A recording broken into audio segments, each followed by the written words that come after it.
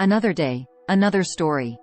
Korea, China, and Japan Women's Self-Defense Force. In terms of legal aspects of gender freedom, I can provide the following information. Korea, China, and Japan each have their own legal system and culture. Gender freedom may have somewhat different approaches depending on these legal systems and cultures. Below, we will provide general information on gender freedom in each country. Korea. Korea protects gender freedom through gender-related laws. A law banning gender-based discrimination is in effect, and punishment for sexual harassment and sexual violence is stipulated. In addition, prostitution is prohibited and can be punished according to the relevant laws. However, there are also some regulations on sexual content. China. China has legal restrictions on gender freedom. China has legally banned prostitution and pornography, and criminal activities related to it can be punished. There are also regulations on the production, distribution, and consumption of sexual content, and we are taking strong responses to illegal content. Japan.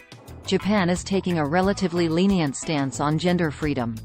Prostitution is legally operated in Japan, and the government is taking a policy of regulating the prostitution industry and monitoring the problem of prostitution. However, sexual content and child pornography targeting minors are strictly regulated and punished according to relevant laws. It is important to keep up to date because each country can change its laws and policies regarding gender freedom from time to time. In addition, gender freedom is influenced not only in legal but also in socio-cultural aspects, so culture, beliefs, values, etc. can also affect gender freedom. Korea, China, and Japan each have their own culture and values, which influence the formation of attitudes and perceptions of gender freedom. Korea traditionally tends to emphasize conservative sex culture. This can make some restrictive attitudes toward gender freedom. However, efforts are being made to promote gender equality and gender freedom in modern Korean society, and discussions and changes in perception of various gender-related issues are underway. China has a unique culture and values, and the government's regulatory policies have significant restrictions on gender freedom.